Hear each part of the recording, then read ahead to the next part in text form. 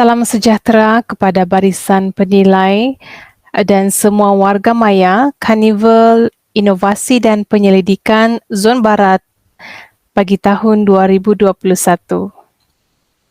Saya Rovika Lawrence Odong akan menyampaikan satu pembentangan kajian yang bertajuk Impak Kepimpinan Transformasi Guru Besar menggunakan modal Global Transformational Leadership terhadap kemenjadian murid di SJK Sicensin Tuaran.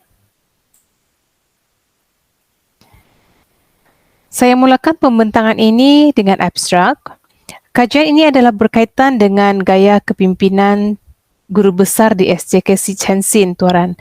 Dapatan kajian ini telah membuktikan bahawa kepimpinan transformasi guru besar melalui model GTL iaitu Global Transformational Leadership menunjukkan perubahan yang agak ketara terhadap kemenjadian murid.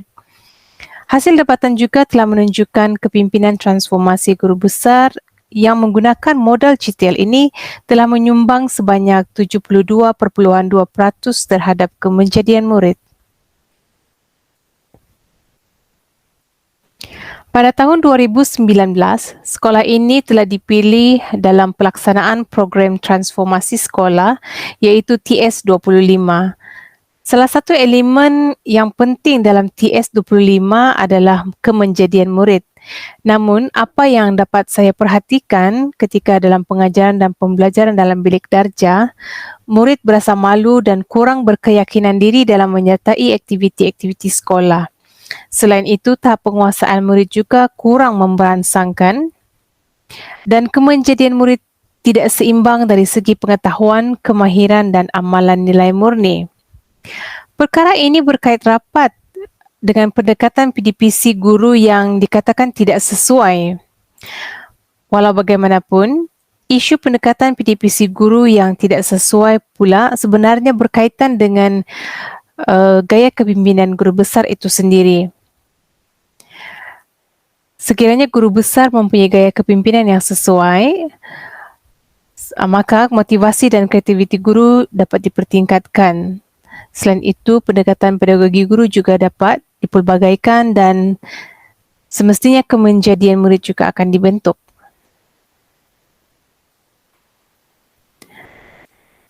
Kajian ini berfokuskan kepada kemenjadian murid yang melibatkan beberapa aspek, iaitu akademik yang meningkatkan prestasi akademik murid, co-curriculum di mana lebih fokus kepada peningkatan penglibatan diri dalam aktiviti co-curriculum, sahsia iaitu menunjukkan sikap dan nilai terpuji serta disiplin yang tinggi, kemahiran murid dalam meningkatkan kemahiran keyakinan murid dalam PDPC terutamanya dalam pengajaran pembelajaran abad ke-21 dan seterusnya kepimpinan guru besar yang menjadi semakin efisien dan dicontohi. Objektif kajian ini secara umumnya terbagi kepada dua, iaitu kepada guru besar dan murid. Pada guru besar iaitu memastikan kepimpinan guru besar adalah mengikut model Global Transformational Leadership dan juga murid adalah membentuk kemenjadian murid yang seimbang. Secara khususnya, objektif kajian ini adalah untuk meningkatkan keyakinan dan kemahiran murid, seterusnya meningkatkan pencapaian murid dalam bidang akademik, sahsiah dan co-curriculum, serta meningkatkan kemenjadian murid melalui kepimpinan GTL guru besar. Sedikit sebanyak saya huraikan tentang model Global Transformational Leadership ini yang telah diperkenalkan oleh Carles pada tahun 2000.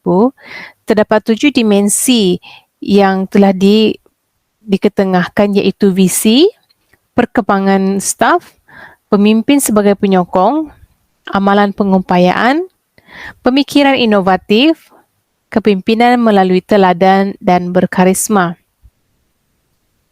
Untuk makluman sekalian, model GTL ini belum lagi dikaji atau digunakan dalam kebanyakan dalam konteks pendidikan. Kebanyakan kajian yang dijalankan ataupun dilaksanakan melalui Global Transformational Leadership ini adalah berkaitan dengan organisasi-organisasi yang berkaitan dengan bidang perniagaan. Oleh itu, saya menggunakan Global Transformational Leadership ini adalah untuk melihat keberkesanan dalam konteks pendidikan secara umumnya dan melihat keberkesanannya dalam konteks sekolah SJKC Chensin secara khususnya. Kajian ini dilaksanakan di sebuah sekolah rendah di daerah Tuaran iaitu SJKC Chensin Tuaran, di mana kumpulan sasaran ini adalah terdiri daripada murid-murid tahap 2 iaitu tahun 4, tahun 5 dan tahun 6. Dan responden kajian ini adalah terdiri daripada guru SLT dan MLT. Guru SLT adalah barisan guru penolong kanan, manakala guru MLT adalah golongan guru yang mempunyai jawatan seperti guru panitia, guru kaunseling, guru pemulihan khas, guru media, guru disiplin dan sebagainya.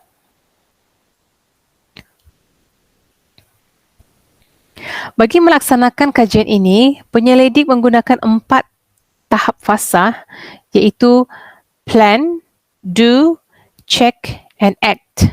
Dengan melaksanakan kajian tindakan ini, saya dapat melihat impak dan keberkesanan kepimpinan transformasi guru besar ini dalam menggunakan modal GTL. Bagi plan, saya membuat temu bual awal bersama dengan guru besar dan juga golongan SLT, di mana pada dapatan pencerapan PDPC SKPMG2 Standard 4 menunjukkan bahawa pembelajaran lebih banyak berpusatkan kepada guru dan guru lebih banyak bercakap di hadapan dan tiada unsur kecindan. Selain itu, aktiviti yang dijalankan juga tidak banyak melibatkan hands-on dan kebat. Selain temu bual awal, saya juga menjalankan pemerhatian iaitu dalam mengumpul maklumat bagi pencapaian prestasi murid. Dalam paparan ini, kita dapat perhatikan bahawa analisa peratus pada tahun 2018 dan 2019 terdapat sedikit penurunan peratus terutamanya bagi kelas tahun 4 dan tahun 6. Keadaan ini sebenarnya agak membimbangkan kepada guru besar khasnya dan juga guru-guru sekiranya tidak mengatur ataupun tidak mencari jalan penyelesaian yang lebih baik untuk meningkatkan prestasi dan seterusnya meningkatkan kemenjadian murid.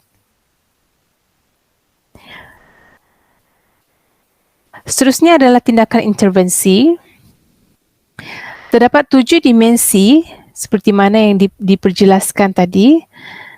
7 dimensi iaitu visi, perkembangan staf, pemimpin sebagai penyokong, amalan pengupayaan, pemikiran inovatif, kepimpinan melalui teladan dan juga berkarisma. Dalam tindakan intervensi ini, guru besar telah melaksanakan beberapa tindakan mengikut model GTL. Bagi dimensi visi, visi sekolah iaitu menjadi sekolah terbaik di daerah Tuaran kepada warga Tuaran. GB sentiasa menjelaskan visi ini kepada warga sekolah supaya warga sekolah ini sentiasa peka dan fokus tentang apa yang perlu dicapai. Bagi dimensi perkembangan staf pula,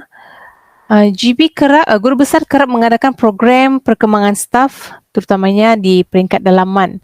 Setiap minggu, guru besar akan berkongsi amalan-amalan pengajaran yang berkesan ataupun pengajaran yang terbaik kepada guru-guru. Selain itu, guru besar juga kerap mengadakan perkongsian pengajaran sesama guru yang bertujuan agar guru dapat meningkatkan kualiti pengajaran dan pembelajaran dan seterusnya dapat membentuk kemenjadian murid.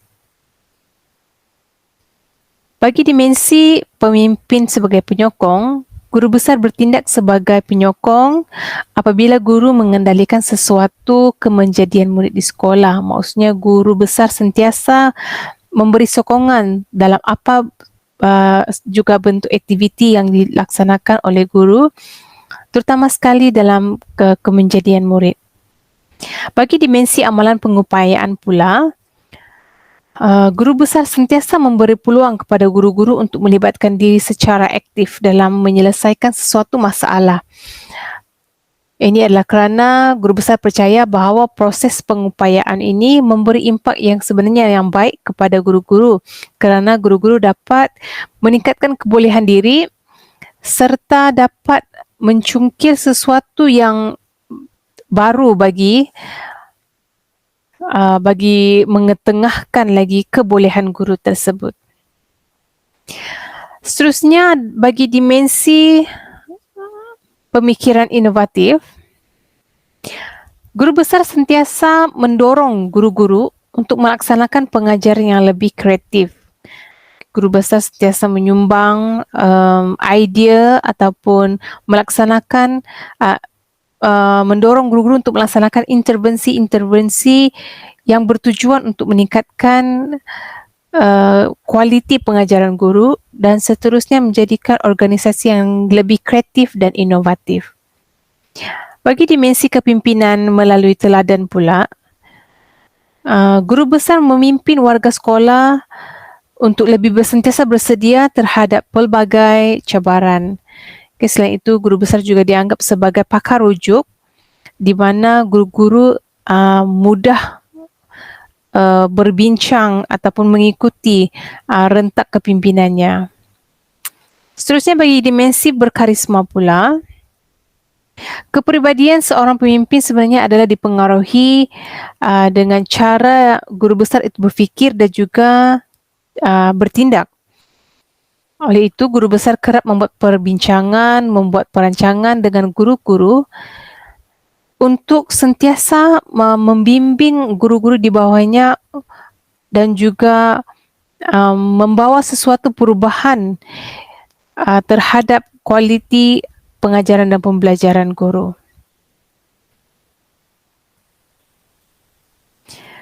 Setelah tindakan intervensi dilaksanakan,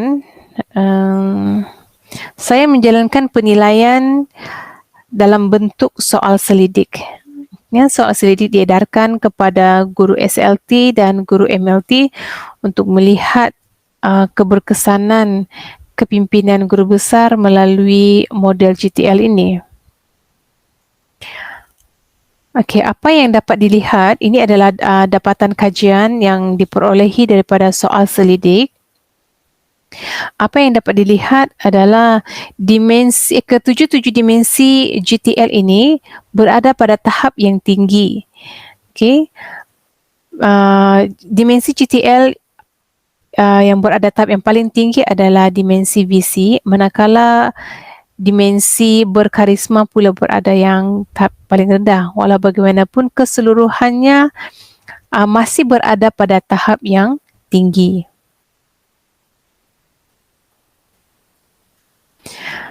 Dan ini adalah analisis skor min kepimpinan transformasi GTL dan kemenjadian murid.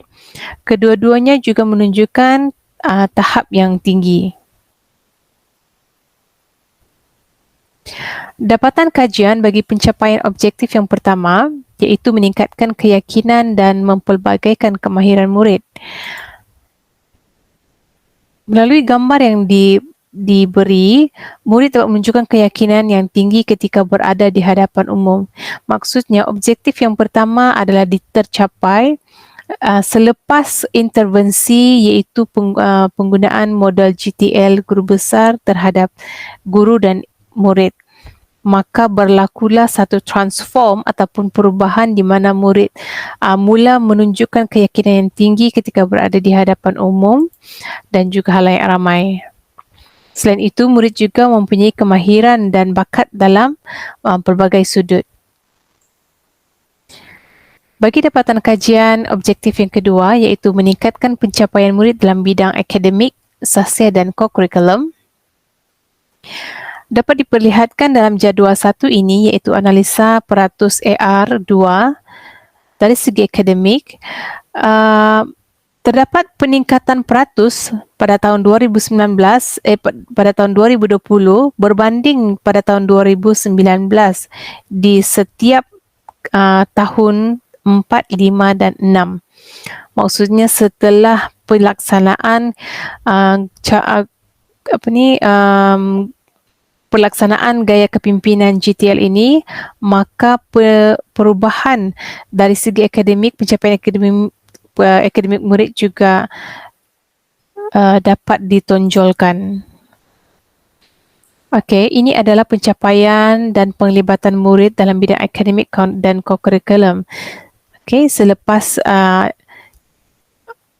gaya kepimpinan GTL dilaksanakan, maka murid pun sudah berani dalam melibatkan diri dalam bidang akademik dan juga co-curriculum. Begitu juga dengan ini pencapaian penglibatan murid dari segi akademik dan juga co-curriculum. Mereka sudah berani untuk mencuba mengeluarkan bakat yang mereka ada dan mencuburi bidang yang mereka minat. Begitu juga dengan sahsia yang terpuji. Kalau diperlihatkan, sekolah ini, murid di sekolah ini menunjukkan sikap yang baik dan sahsia yang terpuji. Okey, ini dapat dilihat apabila sekolah ini telah merangkul 3 anugerah, iaitu anugerah penarafan ikon pengawas, anugerah penarafan pengurusan pengawas cemerlang, dan anugerah penarafan pengurusan disiplin cemerlang. Dengan ini dapat dibuktikan bahawa sekolah ini memang mempunyai sahsia murid yang terpuji, terutama sekali setelah guru besar melaksanakan gaya kepimpinan model GTL tadi. Seterusnya, bagi dapatan kajian objektif yang ketiga iaitu meningkatkan kemenjadian murid melalui kepimpinan GTL, dapat diperlihatkan bahawa di bawah kepimpinan guru besar, kemenjadian murid dapat dicapai. Okey, murid mula berani untuk bercerita ataupun menyampaikan sesuatu di hadapan umum, di halayak ramai, dan juga berani dalam mencuburi bidang, terutamanya bidang dalam kewartawanan ataupun dalam bidang storytelling dan bidang yang mereka minat. Maksudnya prestasi murid itu dapat ditonjolkan setelah bimbingan daripada guru besar dan guru-guru. Ini adalah merupakan anugerah-anugerah yang diperolehi pada tahun 2020 dan 2021 di mana guru besar telah dipilih sebagai ikon kepimpinan sekolah rendah yang terbaik di peringkat negeri Sabah. Okay, selain itu juga sepanjang PDPR, sekolah juga telah mencapai KPI sebanyak 70%. Apabila sekolah bersama-sama, guru besar bersama-sama dengan guru-guru membuat intervensi-intervensi ke arah kecemerlangan murid. Seterusnya adalah cadangan kajian. Melalui penelitian kajian ini, terdapat beberapa kajian lanjutan yang dianggap penting dan perlu diperkembangkan. Antara cadangan-cadangan penambahbaikan yang perlu dibuat kajian ialah yang pertama, mengenal pasti teori dan model kepimpinan lain yang mempengaruhi kemenjadian murid. Ini adalah kerana dalam kajian ini saya telah menggunakan kepimpinan guru besar yang menggunakan model GTL. Oleh itu, kajian lanjutan juga boleh menggunakan teori ataupun modal yang lain yang mempengaruhi kemenjadian murid. Seterusnya, cadangan yang kedua adalah mengenal pasti menjalankan kajian yang melibatkan lokasi yang berbeza. Seperti mana yang semua maklum bahawa sekolah SJKC Chensin adalah sekolah luar bandar. Oleh itu, satu kajian lanjutan juga boleh diadakan ataupun dilaksanakan di kawasan bandar. Dengan adanya susulan lanjutan kajian ini, maka kemenjadian murid secara keseluruhannya dapat diperolehi secara terperinci. Seterusnya yang ketiga adalah mengenal pasti faktor yang mempengaruhi kemenjadian murid. Dalam kerangka TS25 terdapat 4 fokus utama, iaitu pemimpin berkesan, guru berkualiti, sokongan PIBG dan komuniti, dan juga persekitaran pengajaran dan pembelajaran bermakna. Memandangkan dalam kajian ini saya telah mengambil atau memilih pemimpin berkesan, maka kajian lanjutan seterusnya boleh memilih sama ada faktor guru kualiti, sokongan PIBG dan komuniti, dan juga persekitaran pengajaran dan pembelajaran bermakna sebagai salah satu faktor yang mempengaruhi kemenjadian murid. Secara keseluruhannya, pentadbir dan barisan guru memainkan peranan dan tanggungjawab yang penting terhadap kemenjadian murid. Dengan adanya gabungan kerjasama guru besar dan guru-guru, maka akan terangkumlah dalam satu kerangka konsep yang cukup holistik untuk membentuk kemenjadian murid yang seimbang dan sekolah berkualiti.